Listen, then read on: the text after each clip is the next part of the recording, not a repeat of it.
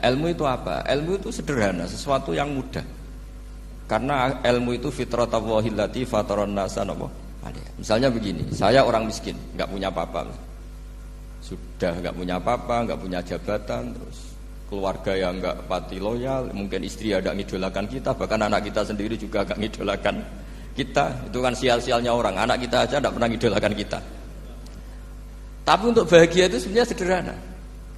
Sederhananya begini, orang pinter itu ingin mempertahankan kehidupannya, terus pinter sampai berobat habis banyak ke Belanda, ke Jepang supaya mempertahankan nyawanya. Nah, si miskin ini kalau dia setiap makan, ya Allah, saya dengan makan ini mempertahankan nyawa saya. Sehingga makan itu satu kajian ilmiah bahwa ini luar biasa. Bahwa orang punya Alphard, punya uang 1 miliar, itu tidak mempertahankan sesuatu yang pokok, yaitu nyawa. Orang tidak punya Alphard itu hidup, nggak punya uang 1 miliar hidup. Tapi kalau nggak punya nasi 1 piring, nggak punya air 1 gelas bisa mati. Artinya apa? Orang miskin itu yusyarikul aghniya, sama dengan orang-orang kaya dalam hal kepemilikan hal-hal yang pokok. Tapi kadang-kadang orang miskin itu ya nyon sewu agak belagu, sudah miskin ingin punya Alphard, sudah miskin ingin punya uang, ya dia tersiksa. Harusnya cara berpikir nggak punya Alphard tuh masih hidup, nggak punya uang 1 miliar masih hidup. Yang punya Alphard hidupnya juga pakai nasi 1 piring, yang punya uang 1 miliar juga pakai nasi. Ya kalau itu kan sama, saya punya. Kalau gitu kan bisa miskin rasa kaya. Itu memang harus dilatih. Nah, kalau orang kaya kan rumahnya banyak di mana-mana.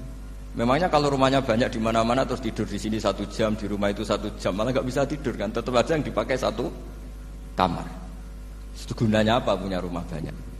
Setidaknya zaman miskin itu dia berpikir gunanya apa punya rumah banyak untuk dipakai ya hanya 1. Meskipun suatu saat kalau dia kaya juga berpikirnya agak rubah. Ya penting punya rumah banyak biar kemana-mana punya rumah, nggak apa-apa. Tapi sementara masih miskin jangan berpikir seperti itu. Nah yang menjadi miskin kacau kan sudah miskin berpikirnya gaya orang kaya, itu kecelakaan itu. Lah itu ilmu, maksud saya itu ilmu. Sehingga dulu Nabi ngajari orang miskin itu sederhana. Ketemu orang miskin sama Nabi diajarkan. Nabi diantara ajarannya begini. Ada seseorang man asbaha, orang yang setiap harinya mu'afan fi jasadi, dia sehat, aminan fi sirbi, negara dalam keadaan aman, tidak dalam ancaman. Indahu qutu yaumi, dia hari itu punya makan. Faka'an nama khizat lahu dunya bihadzafiriha, berarti dia sudah punya dunia dan seisinya. Karena polanya sama. Buat Presiden Amerika itu yang untuk mempertahankan nyawanya ya makan pokok dan minuman pokok, bukan jabatannya sebagai presiden atau punya uang triliunan. Orang paling kaya di Indonesia juga gitu, untuk mempertahankan hidupnya juga dengan makanan pokok.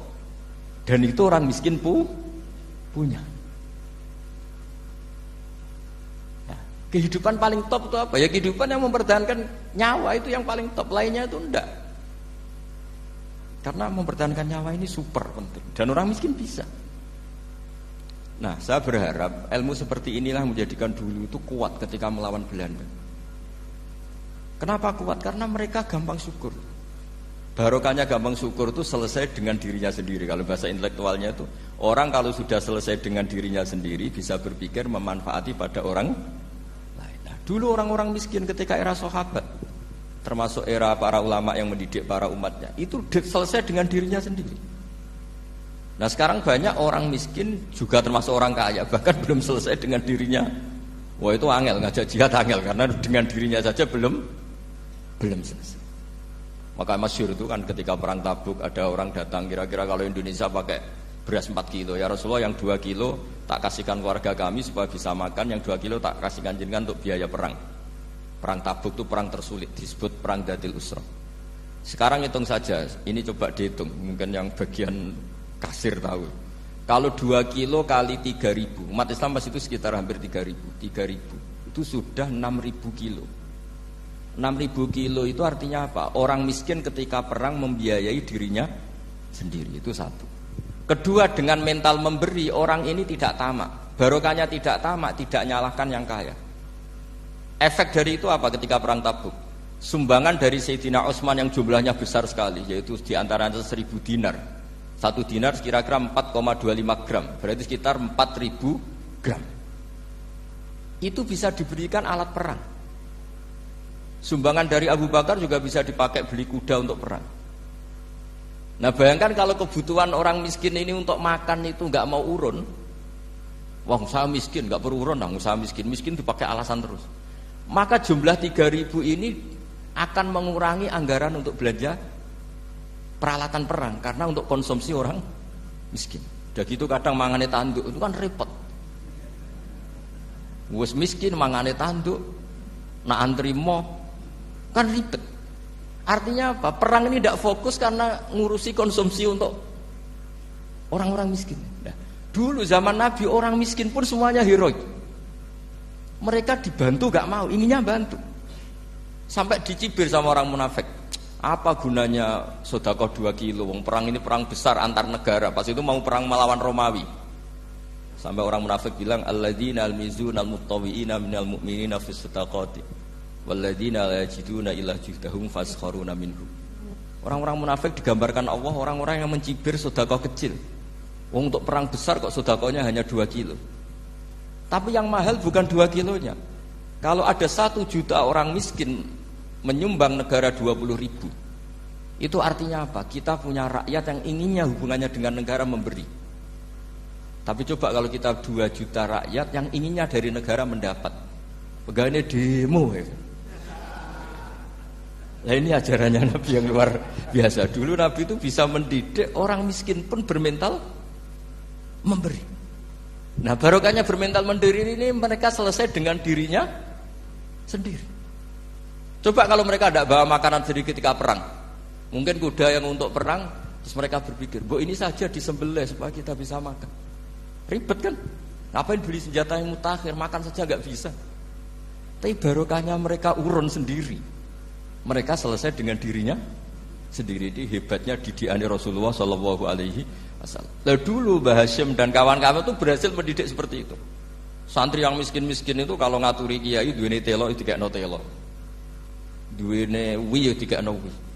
Sehingga kiai sing wis mapan-mapan, misalnya kados kula wonten kan mun setengah mapan, ya akhirnya ya iso mangan wi. Jebule wi ku ya enak. Santri ya seneng mergo kiai ini seneng pancen wis suwi mangan pizza misalnya. Nah, tapi nak sing melarat terus aku melarat kiai tak kei wi mosok doyan. Wis melarat medhit di alasan kan ribet kan. Ini yang perlu dihilangkan. Medhit kok berargumentasi. Tapi yang mahal itu bukan winya, mental memberi. Orang itu kalau mentalnya memberi itu berarti selesai dengan dirinya. Tapi kalau tidak bermental memberi pasti tamak. Dan tamak itu mesti menghakimi orang lain. Maka dalam kitab Hikam diterangkan penyakit terberat itu tamak. Kenapa? Karena orang pikir itu tidak ada kata-kata kitab Hikam, bukan kata saya. Yang ada itu tamak. Misalnya gini, saya kenal PLT Bupati Kudus. Tidak pernah saya bilang beliau kikir. Tapi sekali saya pernah ngajukan proposal tidak kesampaian. Wah, beliau medit. Jadi saya menvonis medit itu sebetulnya ya karena punya keinginan tidak kesampaian. Coba kalau tidak, medit itu orang serap penting.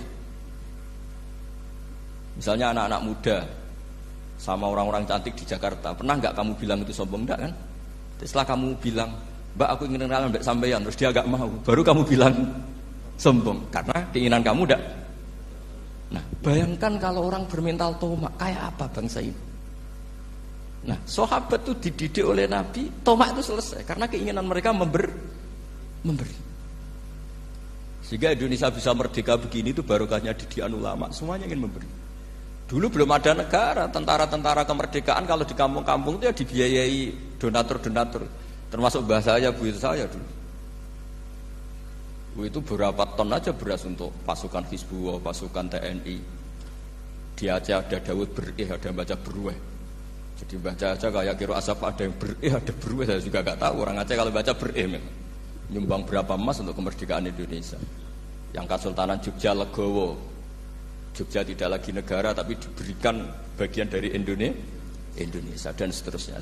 Nah, jadi semua ini barokahnya didikan Rasulullah SAW yang diteruskan para ulamanya bahwa nomor 1 didik masyarakat itu bermental memberi. Dengan bermental memberi apapun kecilnya ini selesai dengan dirinya sendiri.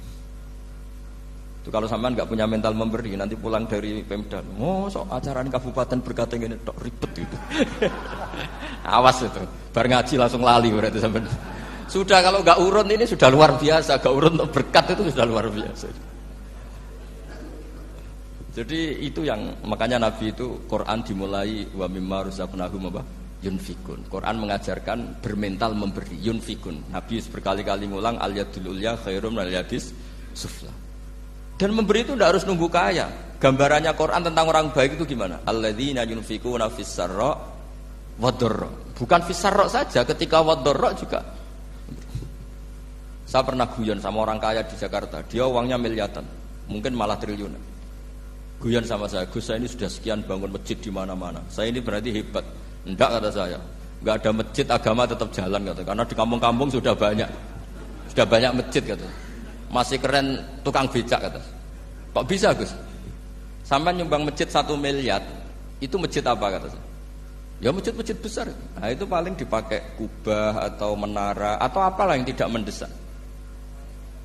Tapi kalau orang miskin, ngutangi orang miskin itu kalau nggak utang hari itu nggak makan. Kan nggak mungkin tukang becak ke utang ada bank atau orang kaya raya, kan kenal saja enggak. Mesti orang miskin utangnya sama orang miskin. Saya kalau orang kaya utang Habibidin mesti mau beli Innova karena level orang elit, jadi utangnya itu beli Innova, aksesoris Innova, seri terbaru. Tapi kalau orang miskin sama orang miskin utangnya itu beras untuk nyawa ya. Artinya apa? Kalau saya diutangi Habibidin untuk beli Innova itu ganjarannya itu sekunder. Tapi kalau sesama orang miskin itu ganjarannya primer.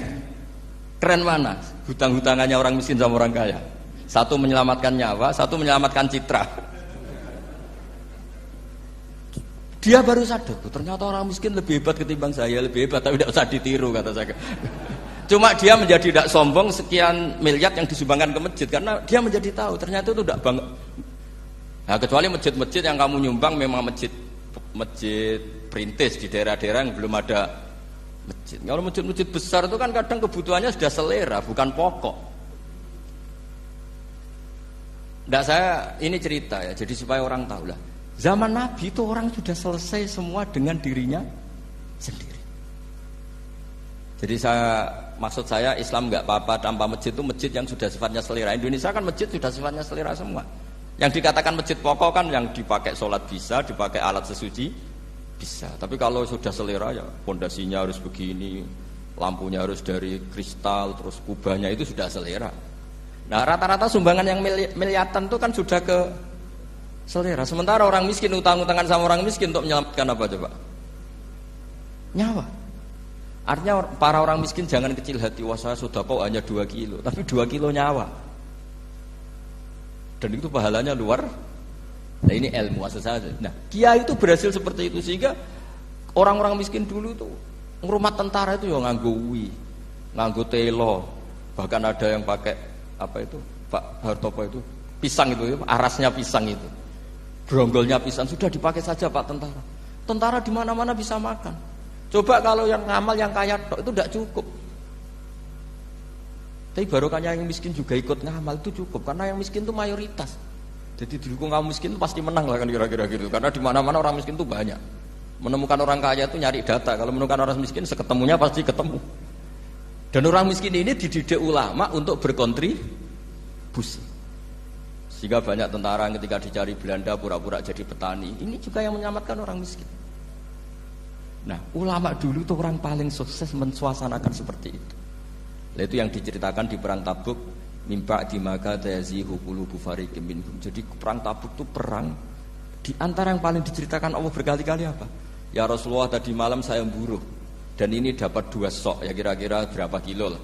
Yang separuh untuk keluarga kami, yang separuh saya sumbangkan ke jenengan. Lu coba perang antar negara hanya menyumbang 2 kilo beras, bayangkan. Tapi nilainya bukan 2 kilo. Kalau 2 juta rakyat Indonesia nyumbang 2 beras, artinya hubungannya dengan negara hubungan ingin memberi. Dan barokahnya hubungan ingin memberi, ora pati kecangkeman tomak, ora pati kakean menuntut. Ini yang mahal itu yang enggak ternilai itu.